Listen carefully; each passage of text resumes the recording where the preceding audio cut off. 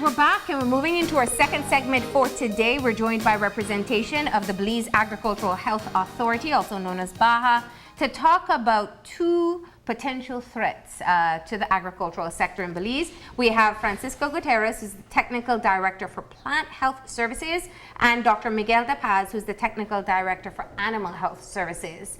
Good morning, gentlemen, and thank you for being here. Thank you. So we have two specific areas that I know individually you want to cover. We're talking about African Swine Fever and the Khapra Beetle, right? That's right. Are either of these threats currently in the country?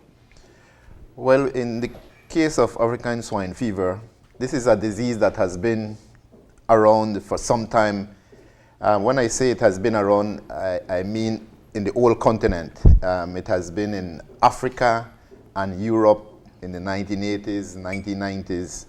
But now, 2016 onwards, there has been a spike in cases of African swine fever. 45 countries of 198 countries in that region are reporting the disease. And it is a disease that causes mortality, high mortality, 100% mortality. So it's a serious, it's a deadly, devastating disease. When it affects a pig farm, you can expect all the pigs to die, to wipe out the pigs. And so it is of great concern because it's moving across vast areas, Africa, Eastern Europe, and for the first time it has gone to Asia, in China. China produces half of the pigs in the world, and that country is presently being affected. And so therefore, it's of great concern because we trade. There's a global trade. I mean, everything moves out of China, and not only China, but other parts of the affected countries. So it's a high risk for us. It's very important for those countries, especially Europe, because they are big producers of pork. So they take it very seriously. Not to say that we won't take it seriously. We're a small country, but pork is important to us. We consume around 14 pounds of pork per capita. We slaughter 27,500 pigs every year, and that's the amount of pigs that BAHA inspect. They're the clandestine slaughtering that happens, for which we don't have data in backyard. And it's an important source of protein. So it's an industry that we want to protect, and that's why we're making this public awareness. Yeah. What's the relationship between, you're talking about the threat on the whole continent as you referred to it, or exposure is by importation? Exactly. For the most part. Exactly. But there's no importation relationship for pork between China and the whole continent and Belize. Am I correct? Well, I wouldn't say so. I mean, we import pigs from meat moves, and not only live pigs move, but pork products. You could go to supermarkets, Chinese stores, and there's many pork products. And so the risk is there, and luckily we as BAHA regulate importation, but not to say that some people would want to circumvent those So you mean like contraband products regulations, that come in? right? Yeah. Okay, or somebody from China bringing some sausages or any other pork product. There's a risk. There's a risk there. How does the bacteria or the virus? How does it survive? Does it even through the cooking process? Exactly. It's the properties of the virus. It's very resistant for low temperatures and even high temperatures. So it can survive in a piece of frozen meat, and it can survive in canned food or smoked meat. Wow. So that's a way of how you can introduce the virus into the country. What is the threat from human consumption? Absolutely no public health risk.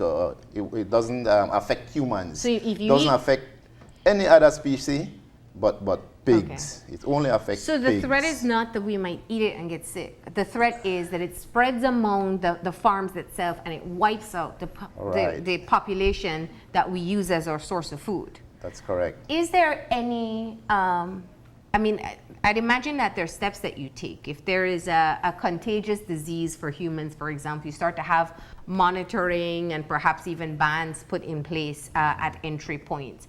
Are we at that point when it comes to African swine fever? Okay, so what we're doing, we're strengthening the controls that we have at the official border control points. At the airport, we have quarantine officers that will ensure that waste from airplanes get disposed of properly. Okay. Because that's a risk. And we're educating farmers that they should strengthen the biosecurity that they have at their farms, not to allow any live pigs from an affected country, or if they're going to consume pork, that wouldn't get into the food chain of the pigs. Yeah. So and us, we regulate imports. Explain to me, just because I wouldn't necessarily understand, how would a fever, an African swine fever from Asia, make its way to Belize? Well, give me an example. An example is what has happened in the past. Okay. In the 1970s, this disease affected Cuba, Haiti, and Dominican Republic, and it was due to importation of pork products from an airplane, brought in as waste from an airplane and was not disposed of properly. So that's an example right there. Okay. And Brazil. So countries in America that have been affected is Brazil, Cuba, Dominican Republic, and Haiti, because of not having measures to dispose of proper disposal of waste. And the current outbreak, is it anywhere near us right now? Well, I would say it's one day away. Yeah. That's what it takes for an airplane from China to be here. So the threat is imminent, and we have to educate people on what are the risks, and even us as BAHA have to strengthen our quarantine services. In terms of the risk, and help me to understand this, it doesn't only affect domesticated pigs. It doesn't, the ones that we commercially trade and sell. It can affect the species of what is considered pig-like for those who are lay people. So, all right. So, like I said, the virus only affects pigs, but when you say pigs, you don't mean just ones that we eat. The domestic pigs, the wild boar of Europe, and then you have domestic pigs in Africa. Which includes pecaries, not pecaries. Those would be the wild pigs of the Americas. But you have the wild pig, the wild boar of Europe, and then you have the giant forest pig of Africa, and you have the warthogs of Africa, and you have wild pigs in Africa. But it's all pigs. So, but the pigs in Belize? Pigs in Belize, we have the domestic pig, and we also have the wild pigs, the pecarie, the habali, and that disease has never been to our mainland. I did mention Brazil and some islands, but we wouldn't know the dynamics of the disease if it was to come here, because I must mention that there's a tick that is the reservoir of the disease. So the tick carries the virus, and we have the ticks in the Americas. So it's just to get the tick infected, and then the tick is the natural reservoir of the virus. It's a natural reservoir. And so the pigs are what we call accidental hosts. They're the accidental hosts. So it's a virus of ticks, but it gets transmitted to pigs. And once it's in the pigs, it doesn't need the tick again. Yes. It could move from a pig to a pig, a domestic pig to a wild pig to a domestic pig. I'm trying to find out how extensive and how devastating an outbreak could be. Yeah. Because as I understand, pigs, some of the nastiest animals around in terms of they're scavengers. Right. They eat anything. Yeah. And so, but they serve a purpose in nature. They're cleaners. They're the Belize waste control of our country. They're the real Belize waste control. So if this stock were to be affected, it would affect the ecosystem in terms of, the cleanliness of the ecosystem. Is that how far it could go? Well, let's say for argument's sake, it did affect our local wild stock. I forgot the term. So our wild pigs, if it gets into the wild pig population, it can be devastating. Like I said, the mortality is high, so it could affect. Yeah. It's 100%. So it's going to kill them. could get up to 100%. Likewise, the domestic pigs. I Yeah. mean, the farmers would lose a source of income. Yeah. People would lose jobs. Source of Or protein. protein source. of protein. What would be the impact to our ecosystem? I guess that's the direct question I'm asking. Let's say at the worst case scenario.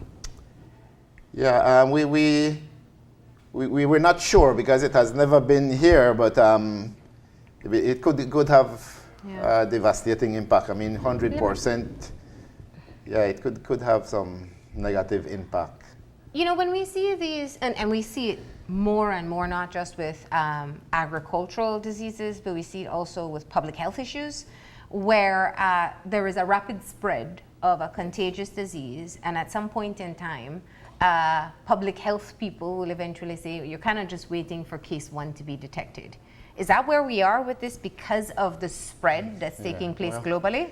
Well, God forbid, we don't want to detect a case because it is so devastating. I could remember when we had the threat of avian influenza. I was on TV because we had the threat in 2013, 2014, and then in 2015 we lived it.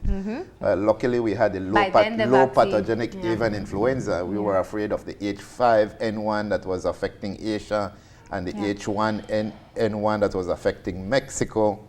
And then we were scared, and then we did get affected with H5N2. So your key message at this point is just letting anyone know, if you have pigs or if you're bringing in pork products, especially if you're bringing it in without going through the proper controls, that there is a risk that is currently out that can wipe out the population and cause devastating effects. Yeah, you have said it well. So biosecurity is important. Not to contraband and follow the rules and regulation for importation that BAHA has in place. Now, I want to bring this home because we were joking about when there was the ban, or there were controls at the border point with Mexico, when you couldn't even bring over cooked chicken because we were really being preventative. I think it was avian. Was it avian flu at that time? Influenza, H5N2. And it was in Mexico, and you were doing everything, and people were up in arms. How dare you take away Pollo Brujo? Right. What would you say to people about why maybe they bring back some special sausage or something that seems like no big deal? What would you say to them about why these steps are necessary and why their cooperation is important? Well, we have industries. If we talk about poultry, we have a vibrant poultry industry here in Belize that we want to protect. And likewise, we can speak about the pork and cattle. And so it's important to protect those industries, even shrimp industry. So we work to protect those industries. Those are the industries that provide monies for farmers, protein for consumption. And full belly for the public. Exactly. So it's important to protect those industries. And one simple mistake, such as contrabanding a piece of pork or shrimps or cattle or pork, could have a negative impact on our industries. So we're raising the flag on the African swine fever, and Francisco, you're here to raise the flag about the Khapra beetle. Also something that we have not detected in Belize, but this one is hitting closer to home. This one is in Mexico, you're saying? No, I have to clarify. Okay. It's not reported in the Americas. Okay. But before we get there, just a very brief introduction. Likewise, whether it's a pest of plant and plant products or an animal disease, they can be quite devastating to our economy. Grain production in Belize has become a huge endeavor. A lot of farmers are getting into corn production, rice production, bean production, and many of these commodities are now being exported, especially to the Caribbean, but as far away as some Middle East countries, in the case of black-eyed peas. Export of red kidney bean to the U.S. And so it is a big activity and industry. But besides that, it's a food security issue because, well, luckily we are self-sustainable when it comes to these products. So we do not want to endanger that. Again, as Dr. DePaz said, these pests while they may be across any of the oceans, Pacific or Atlantic, they are not too far away. Anybody can, pick up something and be here tomorrow on a flight from Asia or Africa. So this bug, which is like a weevil, we were calling it a weevil. Yeah, technically it's more a weevil. Yeah. The weevil are associated to grains. Yeah, and we all know what that is if you ever buy. So it is not in this region, but No. tell me, how big is the problem beyond this region? Yes. Recently, some of the Central American countries have been detecting this pest, live specimens, in consignments of stored products. It is a pest associated to stored products more than anything. Yeah. But they have picked it up in coffee, in peanuts, but lately they have picking it up in sorrel coming out of several African countries, Senegal, Nigeria, etc. Because Mexico consumes a lot of this product, and I assume that they do not produce enough for their own market. Yeah. They import, and they have been picking up this insect in these consignments, and they have been rejecting it.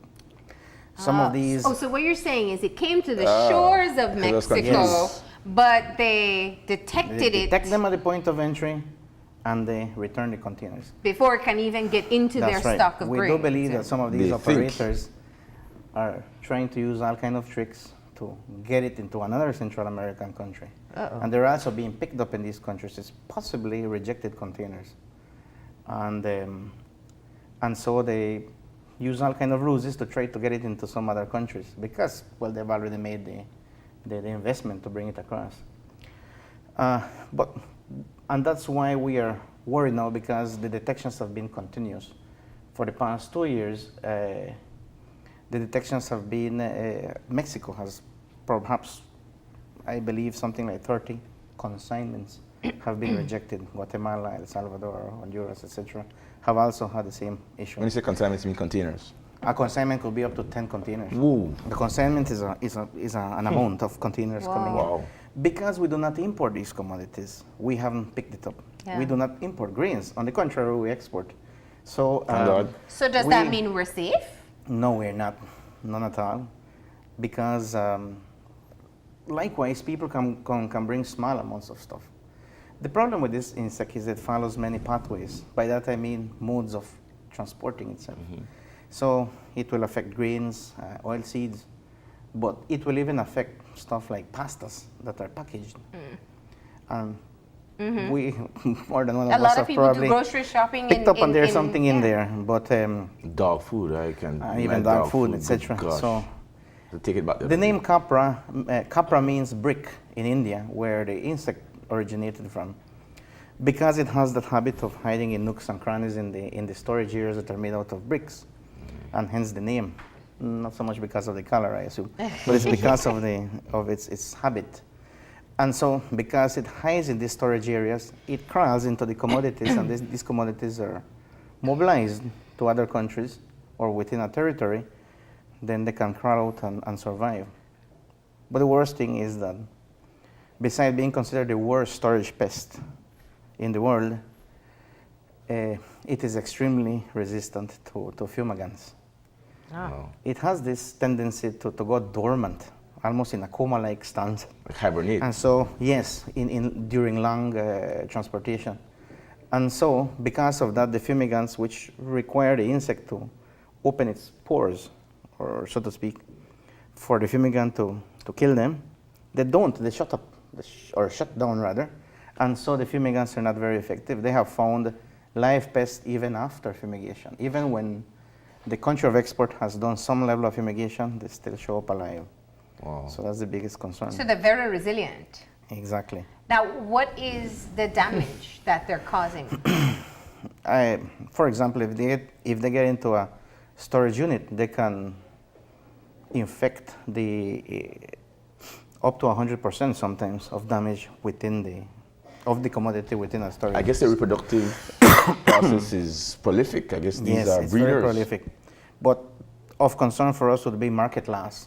Yeah. Because if it is detected in the country, many of our trading We'll have the partners. rejected Because it's not then. present Yeah. in other, like in the Caribbean, Central America, and those are our main markets for grains. They would shut down markets. And so we would end up with so much grain and we wouldn't be able to do anything. It could cause the collapse of the industry. So Can you tell me in terms of the vigilance? Because I think, as Marlena said, you should have read my flag. I'm sensitive to it now because I can see how it will affect my Sunday dinner, which is nobody plays with that. Greens and they're like, no, what safety mechanisms, what safeguards are we putting in place? I'm glad that we're being proactive and we're getting ahead of the ball by coming on and sensitizing the public as to why they should buy into it. Yeah. But what other safeguards for the people who don't care about this? They see probably from a corrupt standpoint or from a legal standpoint, they see just a means of making money.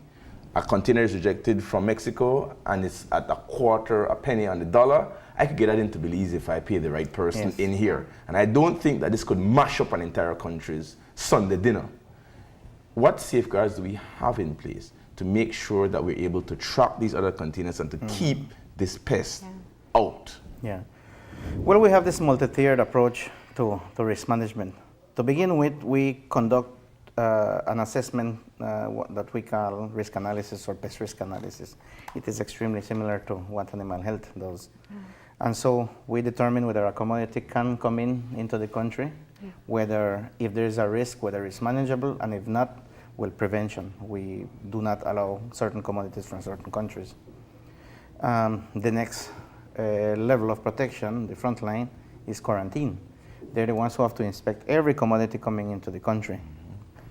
And but after that, because all systems can eventually fail, we are And in Belize, a also, lot of times they do fail. we are also initiating a surveillance program through the use of traps, just very specifically designed traps with lures that we intend to be placing at the ports, points of entry where grains and any potential pathway can be associated to.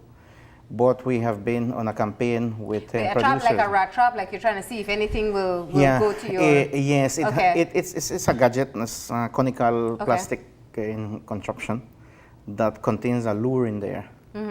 And this lure is so powerful, if they're anywhere, they will move towards the lure and they will get caught in there. Similar to the ones who roaches. Kinda. Yeah. Although it's not so much about controlling because it might be, I don't know, It's hundreds of thousands. That's the It's detect. detection, so that we can then know and move and try to eradicate it before it, really spreads all over. So I'll ask you the very same question I asked Dr. DePaz, because sometimes this is what we're faced with. Is it simply a matter of time before we start to see? Well, I mean, what's the probability? Look at this map, Yes. for example, says Yeah. potential global distribution. Well, And Belize those isn't are- clear enough, Those but are it does areas look where the kinda pest Yeah. can establish fully. Yeah, And as you can see, we're part of that. yeah. Especially where it relates to the way you look at the red areas. There's an orange area which is just north of where we are. In Mexico, yeah. In Mexico. It's It's just more conducive, but even It's though you said- close and Yeah. noticeably close to the border with Yeah. the U.S. Yeah. because Yeah. This is a map Yeah, of see, potential there's- areas of that are infestable, that Yeah. where the pest can establish Okay. fully and reproduce. And I'm only create saying that problems. because I think one of you said it's a day away. That red dot isn't a day away. That's a few hours away. Although, as far as we know, it's not present here. here, yeah. Yeah, there was an area that was detected in Uruguay, or no, Paraguay, I believe. One of these two countries. But it was eradicated. Many years ago, there was an outbreak in the U.S. that detected something and they eradicated it. How do you eradicate it? I mean, what type of... Well, cleaning up, burning stuff, applying heavy-duty pesticides. And we don't want to get to that We don't point, want to get yeah. into that. It's preferable to prevent.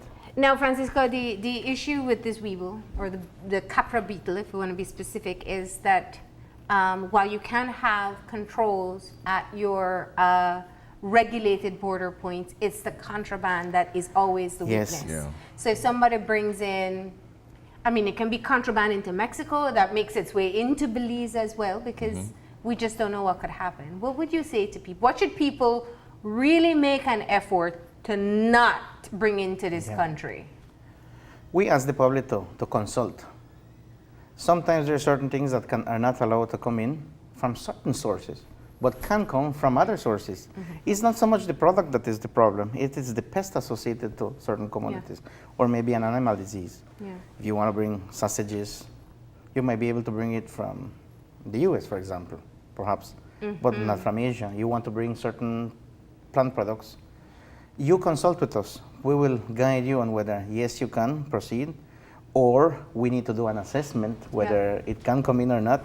It may be no, it may be yes with certain conditions, or there's prohibition for these commodities.